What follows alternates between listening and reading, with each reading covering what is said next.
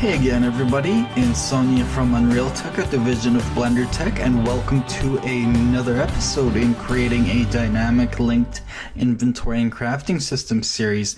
Today we're going to add item stacking, a common RPG and survival game use, and then see if we can get started on some crafting.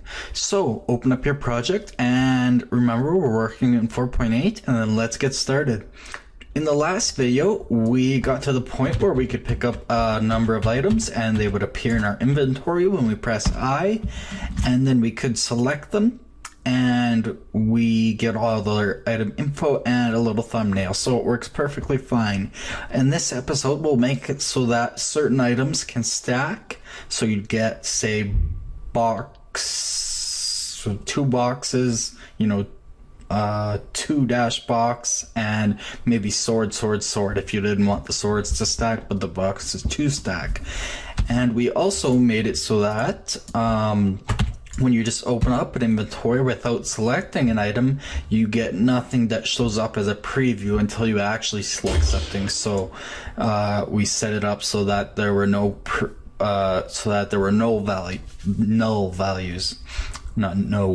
null. Otherwise, we got 0 for any float values, as well as the item name.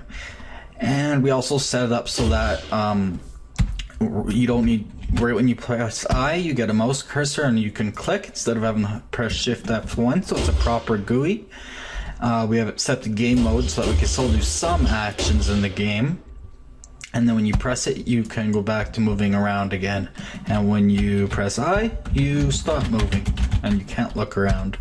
Alright, so when we also started out on the crafting menu, we just kind of laid it out. We will see if we can work on that some more. Anyways, let's finish off the inventory. So let's open up the inventory main and the inventory button. And let's open up, I'm gonna turn on, whatever, that'll be fine. And let's open up our first person character. So I had thought of one small thing we can improve.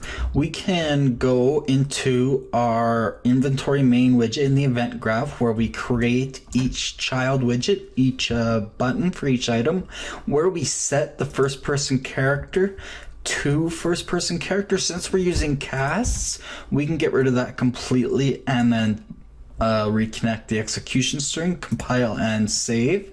And then if we go into the button, we can get rid of this execution and we just have to cast in here instead. So we'll cast to first person character, make some room here. Object will be get player character, and then as first person character will be our target and our target, and we can get rid of this variable completely, first person card button, and then reconnect the execution strings, compile, save. We'll give it a test just to make sure it works. And it works just the same. Now, yes, that will be performing a cast every single time it populates the list, but there were some benchmarks on the forums and casting is actually very efficient. And that just keeps a little bit of the mess in the inventory button graph, which is very small compared to the inventory main graph, which is about to get huge. Anyways, we know that cast works, so we can get rid of that debug string also. So let's get prepared for some stacking.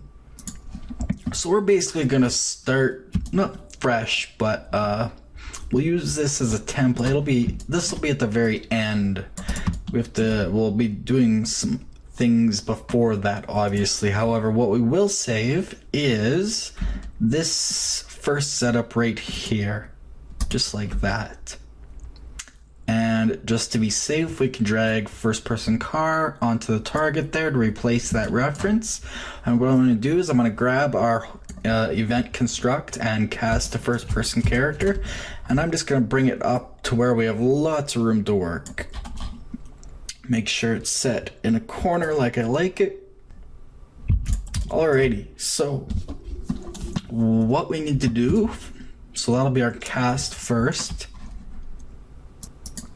We want to pull out our scroll box inventory list with a control key held down to get a getter. Drag off that. And we want to clear children. So this will clear the inventory every time we open it. Otherwise, we'll be writing it over and over and over and over again. And so without this, it would work the first time, but then the next time we would have twice as many items without actually picking any up. So that's a very important part to have in there. So we do a bunch of clearing at the beginning here.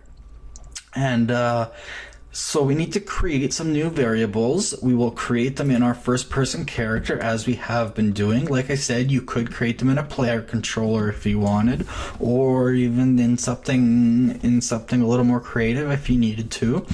But anyways, like I said, we need a few more things actually. First of all, let's go to inventory. Actor, crafting items. Yeah, let's go to actor items. We'll right click, we'll create a blueprint structure. We're gonna call this S for structure underscore. We'll go item stacking. Item stacks.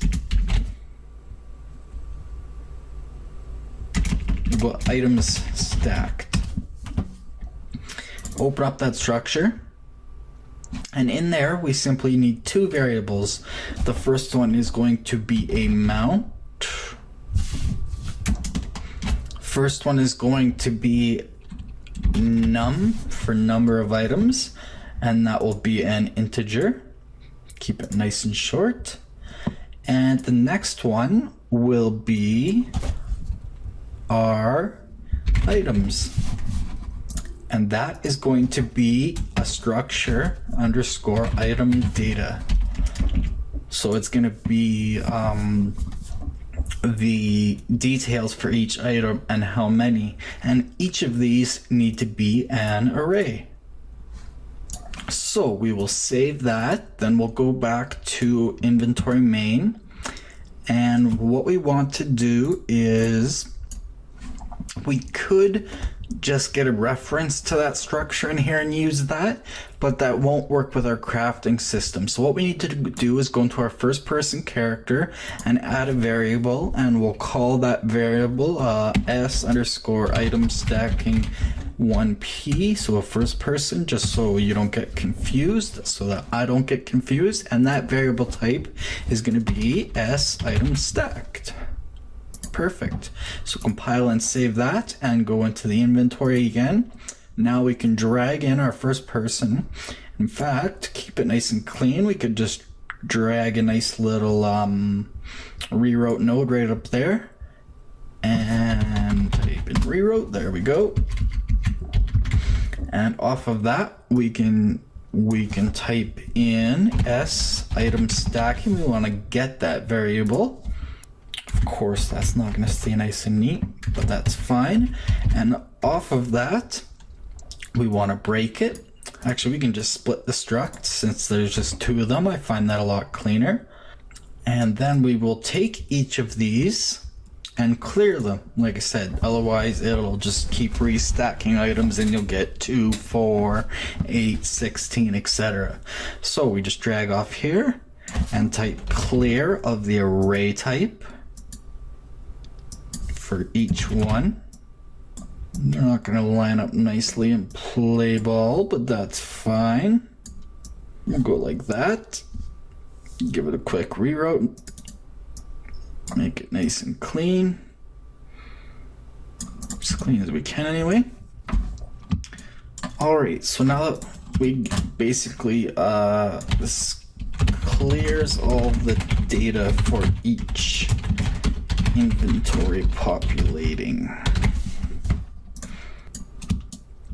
So what we want to do is after that we want to do a for each loop. So just hold down F and click, connect that right up. And the array that we're going to be using first for the first for each loop, actually sorry, we needed a for each with break. And Otherwise it won't work. We'll be using the with break a few times, especially in the crafting. And we want to use the, we can't exactly go that way. We want this array. So we'll give that a double click, create a nice little reroute. So we're going to do a for each loop with break on the items array. And on the for each loop with break, we want to break the item data structure. Drag it down here somewhere so we have room. It's nice and clean for now. And this is where the stackable and unstackable comes into play. We never added that. So what we want to do is go back to your editor, and in the item data structure, we want to add a new variable, a Boolean. We'll call it is stackable. Now you could customize this to your needs. For example, you could have is weapon, so that only weapons can stack and nothing else. Or I guess it would be the other way around realistically, like is food, and anything else can't stack. But we'll just keep it simple. You can obviously think for yourselves and come up with your own ideas. It's just the basic guidelines to go off of. So is stackable, just so that we can set it up in a general sense, and you can always expand upon it. So save that and go back to our inventory main. We should have, yes, is stackable. So we want to drag off that. Well, we'll create a branch first. Hold down B and click. Our condition is stackable. We can collapse that. So our loop body starts off with a branch that checks, is this item stackable? I just realized I'm totally getting ahead of myself looking at my project here. So sorry, we can still break that, but this is going to come later. What we needed to do is the loop body, the for each loop with break, is actually not a for each loop with break. It is up here. But I was right the first time. It is a for each first. So just hold down F, click, connect that. The array is still the same. So we start with a for each loop, and its body is a for each loop with break. And in each of them we break item data. So our loop body comes up to for each loop with break, and now we can do our branch condition being, is it stackable? So if it is stackable, then we want to set a variable to itself plus 1. So we need a new variable. So let's create a new variable, which we will call item stack. Yeah, item stack will be fine. It'll be an integer, so this will count basically how many of the item. And so if it is stackable, sorry, I'm thinking backwards now again. If it is not stackable, so that would be a false, then we want to set item stacking to itself plus 1. So we'll bring in item stacking. We will add plus 1, plus integer plus 1. There we go. So itself plus 1, we're incrementing it. Well, we're just setting it to 1 since it's not stackable. So non-stackable items. However, if it is stackable, then we go into another branch. Its condition being, we'll drag down here. It's a little bit messy, but we can work with it. Being that, we'll go, we will go if we'll start up here. If item name, we'll keep it with the condition, is equal to double equal sign comparison. Now for some reason this isn't showing up in 4.8. We want equal to string. Our library will go into utilities, string,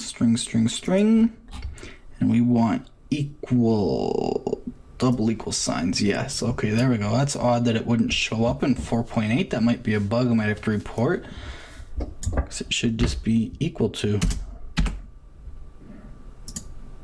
Very odd. Anyways, so if item name is equal to item name, that means it is stackable. That's our condition. So if the names are the same, then we're going to allow it to be stacked, but only if that item is stackable set to true. So this is your true false here. If false, then it'll just be set to 1.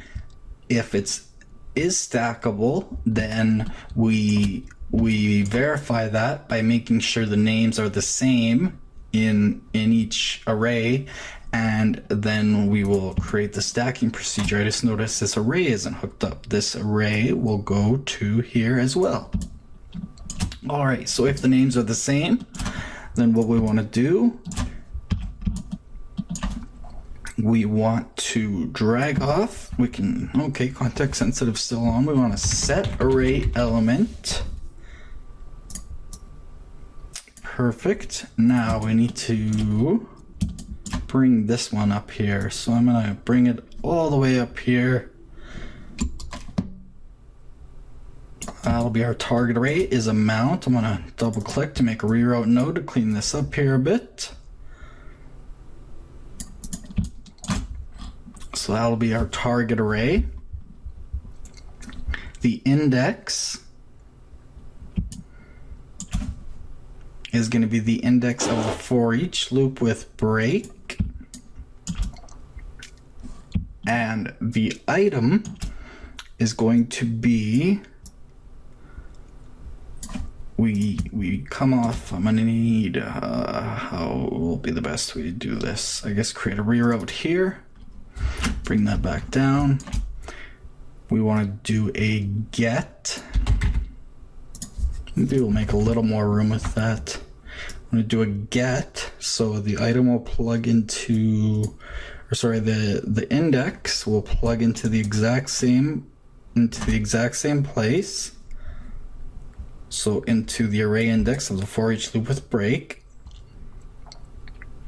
In fact, if we undo that, we could just create a reroute right here and drag it right in there. And then the item we want to get +1. So +1, little trick for you there. So basically what this does is, if the item names are the same, then add +1 to its num counter.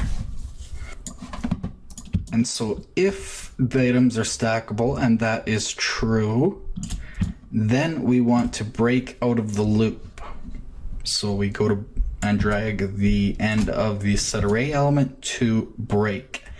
And if it's false, then we just set it to 1. So that's just a fail-safe essentially. And most importantly, we make sure B size to fit is set to true. Otherwise, our array would never get bigger than 1 item. That way it'll resize itself basically. All right, so that is that. And then we need, after each of these loops are completed, they're gonna have something else to do. So you can think of this as a series of loops. This is, you could go loop 1. And once loop 1 is completed, I guess technically that would be the lower one, but we'll start with the for each loop with break. We want to go to a branch, hold down B and click, so completed to the branch. And the condition is item stack is equal to an integer. Flip those around, and that's our condition. Is equal to, and we want to get, let's see, what's the best way to do this? We can drag off this one, so we're getting the items here, and we want to get the length of the array. So if item stack is equal to, comparing them is equal to the length of the array in comparison. If true, then we add,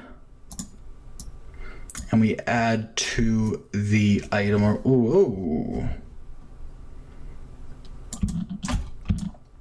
we add to the item array,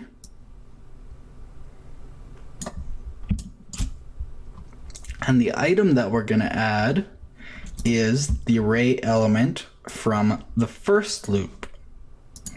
And once that's done, we want to set the item stack integer variable to 0.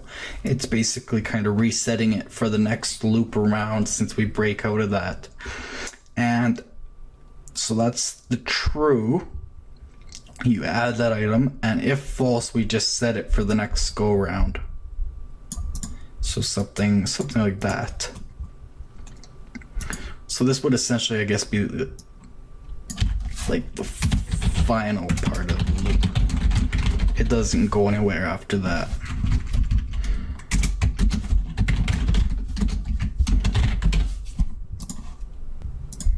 We'll see if we can't move that over a little bit. That doesn't look too bad.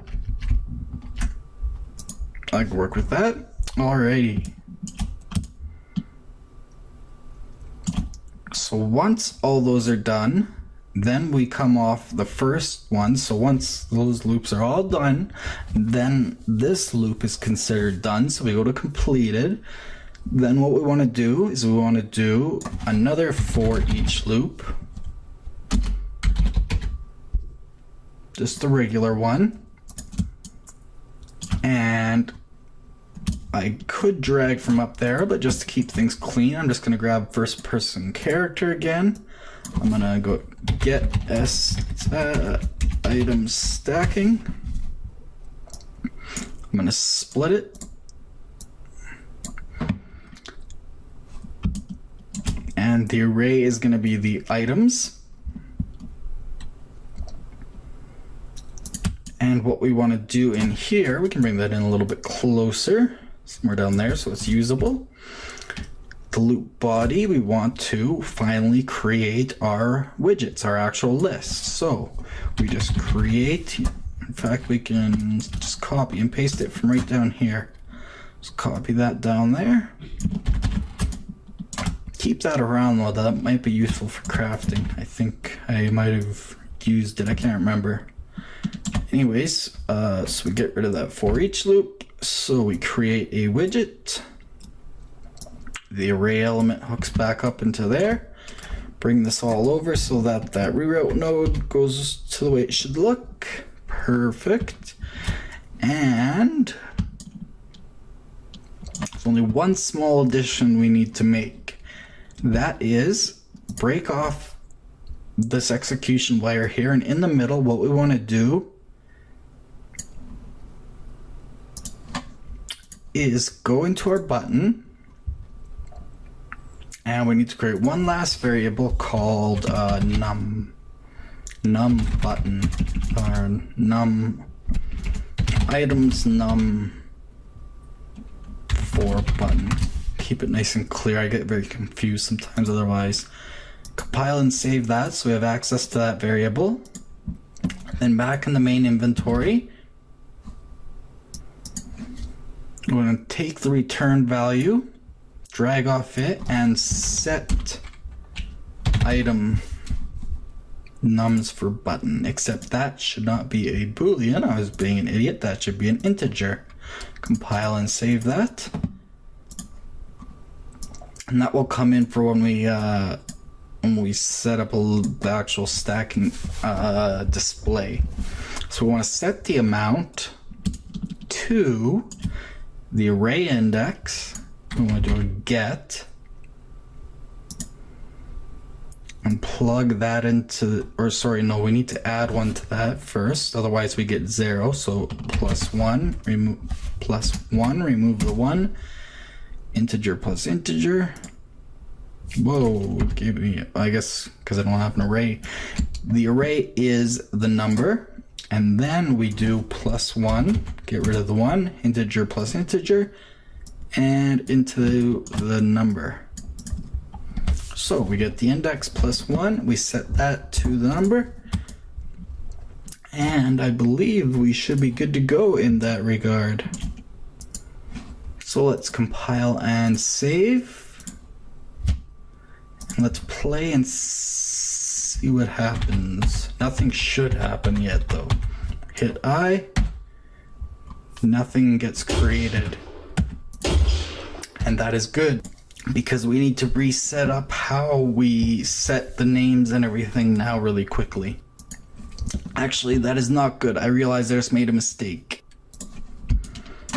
On the very first loop in our main inventory, the first for each loop after we clear everything, we don't want to get the array of items because technically they don't exist yet. We want to get from first person character.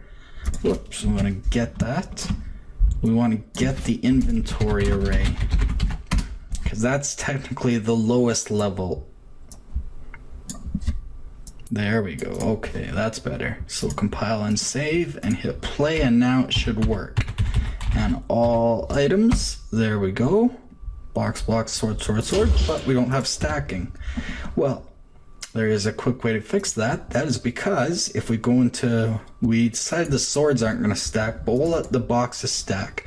That's because in item data, we had that new item, which we haven't said anything to. So we're going to say our boxes are stackable, and you would think just compile and save and go, but remember that important fact I told you. When you add a new item to your structure, you need to go back into your first person character.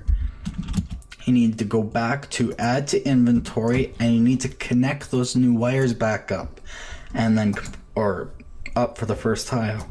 Compile and save, play. 2 boxes and a sword, inventory. As you can see, I have 1 box and a sword. It just doesn't show the 2. So how do we remedy that? Well, let's go to the inventory button. Very easy fix. So we want to go to the item name getter where we set the item name. And so in some way, we need to take the fact that an item is stackable or not and show that in numeric form or some other way. So there's a few ways to do that. You can, we're going to be returning a string regardless, so we can break that. You could take, well, first we need to bring in the item's number for button, and we need to add these together. So we could simply take the item name and append, and with the new 4.8 we can add as many pins as we want. So we could go item name has, you want a space before and after, and then the integer, and then a space, and items. And then you could return that value, and if we compile, save, and play, pick them all up, hit I, you'll see box has 2 items, sword has 1, sword has 1, sword has 1. That's a little annoying though. There's another way you could do it. We could also just type in build string, and it allows you to build a string with all sorts of typical data types. And so we're using an integer, and so we'll put our integer into the inint, and we could prefix it with x, and we could just leave the suffix blank, and we could compile and save and play, and you'd get something along the lines of, ooh, why did it not create? Oh, I forgot to return it. So it would look something along the lines of that. We forgot to add a space.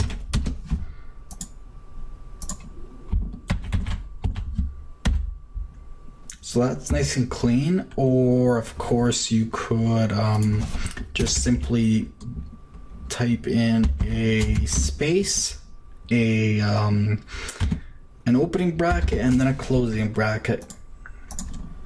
I kind of like that approach. It's nice and clean and it gets the point across.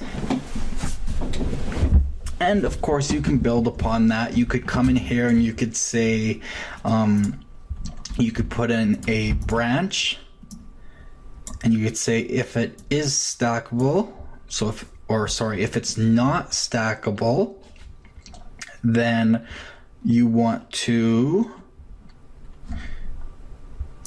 go stacking name, and that'll be a string. We want to set that twice for true and false, and each one returns, and we want to return off of the false like before, but this time what we want to do is true. So if it's stackable, it does that. If not, we just get the pure name. So compile and save that, hit play. And so you can spruce the inventory up by doing little things like that. So now when we hit I, as you can see, the box has the 2, but non-stackable items don't have just a 1. So that just cleans things up. Just you can spruce things up doing it like that. But that is the inventory. We do of course have buttons we need to build for use, drop, or whatever. We'll get to that in the next lesson. I want to work a little more on the crafting. You know what? Actually, I'm going to cut it short. In the next lesson, we'll quickly add buttons to the inventory. We will throw in a couple buttons on a small panel that shows up when you've selected an item for drop and use and whatever you might have. You know, add the potion, whatever. We'll add some buttons in. And that'll be a quick video, and then we'll get straight onto the crafting. I've come up with a good solution from what I built in C++, 2 blueprints, and I finally got it working pretty good. It's fairly busy, as in it's very nested. I don't have an example here because this inventory is very clean, but it's quite a large blueprint, but it's the best I've been able to get based off my C++ interpretation through blueprints only. So anyways, that is all. I'm going to leave it there to keep a little bit shorter, and we will catch you guys next time. So anyways, remember, create your way.